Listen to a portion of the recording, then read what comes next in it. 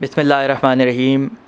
امیر المومنین علی ابن ابی طالب صلوات اللہ وسلام علیہ کی والدہ گرامی حضرت فاطمہ بنت اسد کہ جو فخر مریم بھی ہیں اور ام الائمہ بھی ہیں۔ آپ 12 اماموں کی ماں ہونے کا آپ کو شرف حاصل ہے، اور آپ ننیالی اعتبار سے بھی اور ددیالی اعتبار سے بھی پیغمبر کے خاندان سے منسلک ہیں۔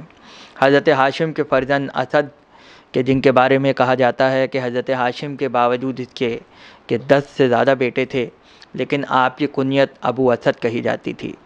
جناب اسد وہ ہیں کہ حضرت ہاشم نے جب اپنے زمانے میں عرب کے فقیروں اور مسکینوں کی کفالت کے لیے ایک پورا نظام مقرر کیا تھا کہ کسی گھر میں فاقہ نہ رہے اور کوئی بھوکا نہ سوئے، اس کے تمام امور حضرت اسد کے پاس تھے، لہٰذا آپ کی ایک خاص پہچان تھی، اور آپ کے یہاں اللہ نے ایسی صاحبزادی پیدا کی کہ جس کو 12 اماموں کی ماں ہونے کا شرف حاصل ہوا۔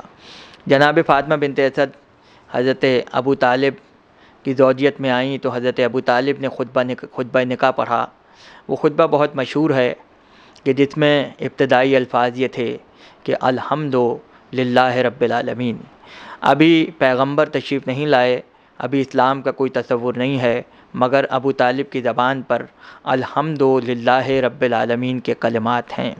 یعنی لوگ پیغمبر کے خطبے کا حوالہ دیتے ہیں جو آپ نے خدیجۃ الکبریٰ کے نکاح میں پڑھا تھا کہ جس میں الحمد للہ الذی سے خطبے کا آغاز تھا، لیکن میں متوجہ کرنا چاہوں گا کہ یہ ابو طالب کا خطبہ ہے کہ جس میں صرف الحمدللہ نہیں ہے بلکہ قرآن کی مکمل آیت شامل ہے، لہذا بہت اہتمام کے ساتھ حضرت ابو طالب کا عقد ہوا۔ اور جناب فاطمہ بنت اسد بیان کرتی ہیں کہ جب حضرت عبد المطلب کا وقت آخر آیا تو پیغمبر اکرم 8 برس کے تھے، آپ نے رسول کی طرف دیکھا اور کہا کہ میں دنیا سے جا رہا ہوں، لہٰذا میں چاہتا ہوں کہ تم خود ایسے شخص کو پسند کرو کہ جو میرے جانے کے بعد تمہاری پرورش کرے۔ پیغمبر اکرم نے ایک ایک چہرے کو دیکھا۔ فاطمہ بنت اسد بیان کرتی ہیں کہ جب رسول کی نظر ابو طالب کے چہرے پر گئی تو آپ نے بے اختیار کہا کہ میں ابو طالب کو اپنی تربیت کے لیے پسند کرتا ہوں۔ پیغمبر جناب فاطمہ بنت اسد کے گھر میں آ گئے۔ آپ کی آغوش تھی، جس آغوش میں علی کو پلنا ہے، جس آغوش میں طالب تھے، جس میں عقیل تھے، جس میں جعفر طیار تھے، اسی آغوش میں پیغمبر اسلام کی تربیت ہوئی۔ اور ایسے موقع پر فاطمہ بنت اسد کہتی ہیں کہ ان کے گھر میں ایک باغ تھا، اس باغ میں کھجور کے درخت لگے ہوئے تھے، اور اکثر یہ ہوتا تھا کہ جب مکے کے بچے اس صحن میں آ کے کھیلتے تھے تو وہ ان درختوں سے گری ہوئی کھجوروں کو اٹھا لیا کرتے تھے اور کھایا کرتے تھے، اور جسے کھجور نہیں ملتی تھی وہ کسی دوسرے سے کھجور کو چھینتا تھا اور چھین کے کھا جاتا تھا۔ لیکن جناب فاطمہ بنت اسد فرماتی ہیں کہ میں نے کبھی رسول کو نہیں دیکھا کہ انہوں نے کسی سے کھجور چھین کر کھائی ہو، لہٰذا آپ خاموشی سے دیکھتے رہا کرتے تھے۔ اس لیے فاطمہ بنت اسد بیان کرتی ہیں کہ میں پہلے ہی کھجوریں جمع کر لیتی تھی تاکہ جب محمد آئیں گے تو ان کو کھجوریں پہلے ہی پیش کر دی جائیں۔ لیکن ایک دن ایسا ہوا کہ مکے کے بچے پہلے آ گئے، پیغمبر تشریف نہیں رکھتے تھے، لہٰذا وہ آئے اور ساری کھجوریں آ کر لے گئے، لیکن جب رسول آئے تو کوئی کھجور وہاں موجود نہیں تھی۔ وہ جناب فاطمہ بنت اسد کے پاس آئے اور انہوں نے آ کر کہا کہ میری کھجوریں کہاں ہیں؟ پیغمبر کا بچپن ہے، 8-9 برس کی عمر ہے، اور فاطمہ بنت اسد سے کھجور کا مطالبہ ہے۔ وہ خاموش رہیں۔ پیغمبر سمجھ گئے کہ آج کھجور نہیں ہے، لہٰذا بنت اسد بیان کرتی ہیں کہ میں نے دیکھا کہ پیغمبر چلتے ہوئے باغ میں تشریف لائے اور ایک درخت کے نیچے آ کے کھڑے ہو گئے اور درخت کو مخاطب کر کے کہا کہ میں اس وقت بھوکا ہوں اور مجھے کھجور چاہیے۔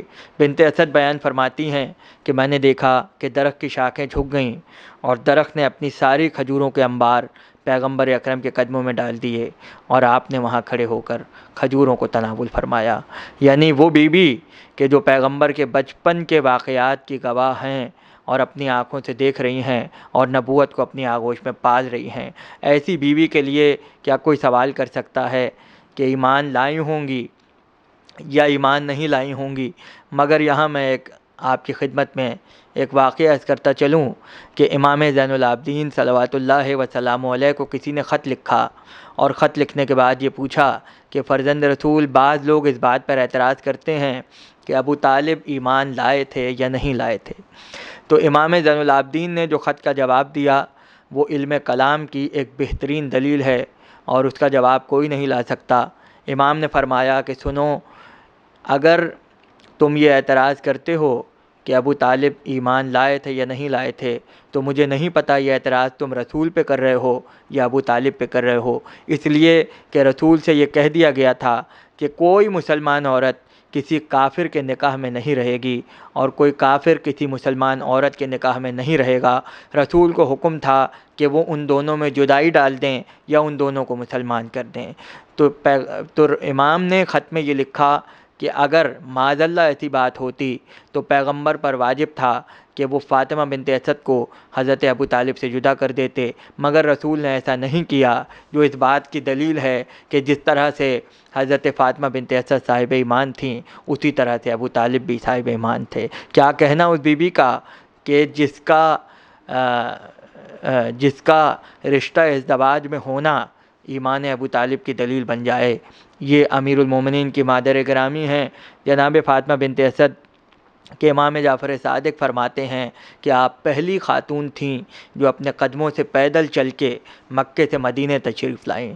آپ اسلام کی پہلی مہاجرہ ہیں جو مدینے میں داخل ہوئیں۔ آپ پیغمبر اکرم پر دوسری خاتون ہیں خدیجہ کے بعد کہ جنہوں نے پیغمبر اکرم کی تصدیق کی۔ اور پھر جب ہم سورہ ممتحنہ کی اس آیت کو دیکھتے ہیں کہ پروردگار عالم ارشاد فرماتا ہے، یا ایھا النبی اذا جاءک المؤمنات یبایعنک، اے نبی، جب صاحبان ایمان عورتیں تمہارے پاس آئیں اور تمہاری بیعت کرنا چاہیں۔ سورہ ممتحنہ کی آیت ہے۔ ابن عباس کی روایت ہے کنز العمال میں کہ یہ آیت جناب فاطمہ بنت اسد کی شان میں نازل ہوئی ہے۔ ابن حدید معتزلی کا بیان ہے کہ بنت اسد وہ پہلی خاتون ہیں جنہوں نے رسول کے ہاتھ پر بیعت کی تھی، لہٰذا آیت کی پہلی مصداق امیر المومنین کی مادر گرامی ہیں۔ جناب فاطمہ بنت اسد 4 ہجری میں اس دنیا سے رخصت ہوئیں، اور آپ وہ پہلی خاتون ہیں کہ جن کو رسول نے جنت البقیع میں دفنایا۔ امیر المومنین روتے ہوئے تشریف لائے۔ رسول نے وجہ پوچھی کہ یا علی، تمہاری آنکھوں میں آنسو کیوں ہیں؟ تو آپ نے کہا، یا رسول اللہ، انا للہ و انا الیہ راجعون، میری ماں آج اس دنیا سے رخصت ہو گئی۔ پیغمبر نے یہ خبر سنی، 8 رمضان کی تاریخ تھی کہ جب یہ خبر کان میں آئی تو پیغمبر کی آنکھوں میں آنسو آ گئے، اور کہا، یا علی، یہ نہ کہو تمہاری ماں تھی، بلکہ یہ کہو میری بھی ماں تھی۔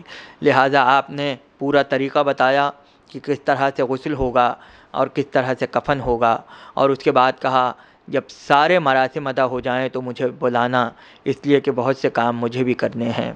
لہٰذا غسل دیا گیا، کفن پہنایا گیا، اور کفن کے لیے رسول نے اپنے جسم مبارک کا کرتا عنایت فرمایا اور اپنے عمامے کا کپڑا دیا تاکہ وہ کفن میں رکھا جائے۔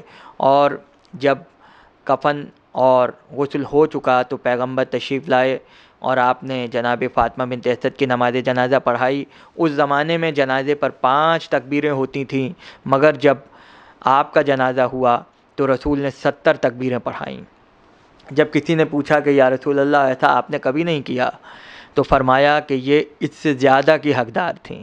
لوگوں نے کہا کیوں؟ کہا اس لیے کہ میں نے جب فاطمہ بنت اسد کے جنازے کے ارد گرد نظر دوڑائی تو میں نے دیکھا کہ 70 صفیں ملائکہ کی تھیں کہ جو نماز ادا کرنے کے لیے آئے تھے۔ میں نے ایک صف کے لیے ایک تکبیر کہی ہے۔ لہٰذا جنازے کو جنت البقیع میں لایا گیا، اور حضرت عقیل کا جو مکان اس وقت تھا، اس مکان کے اندر آپ کی تدفین کی گئی۔ آج وہ مکان باقی نہیں ہے، لیکن جس جگہ جناب فاطمہ بنت اسد کی قبر ہے، آپ کے پہلو میں 4 معصوم، امام حسن مجتبیٰ، امام زین العابدین، امام محمد باقر اور امام جعفر صادق صلوات اللہ علیہ آرام فرما ہیں۔ یہ جگہ حضرت عقیل کی ملکیت تھی، لہٰذا آپ اپنے بیٹے کی زمین پہ دفنائی گئیں۔ کہتے ہیں کہ رسول قبر کے اندر اتر گئے اور آپ کچھ پڑھ رہے تھے جسے کوئی سمجھ نہ سکا۔ اس کے بعد علی کو اشارہ کیا کہ یا علی، تم قبر میں اتر جاؤ۔ امیر المومنین قبر میں اتر گئے اور اس کے بعد جناب فاطمہ بنت اسد کو قبر میں اتارا گیا۔ اس کے بعد آپ نے کہا یا علی باہر آ جاؤ، اور آپ خود قبر کے اندر تشریف لے گئے، اور آپ نے لے جا کر کچھ ایسے جملے کہے کہ جس میں سے چند جملے لوگ سن سکے، اور انہوں نے یہ سنا کہ رسول کہہ رہے تھے کہ کہہ دیجئے کہ آپ کا رب خدا ہے، اللہ ہے، کہہ دیجئے کہ آپ کا دین اسلام ہے، کہہ دیجئے آپ کی کتاب قرآن ہے، کہہ دیجئے آپ کا رسول محمد مصطفیٰ ہے۔ اس کے بعد آپ نے کہا کہہ دیجئے آپ کا بیٹا، آپ کا بیٹا، آپ کا بیٹا۔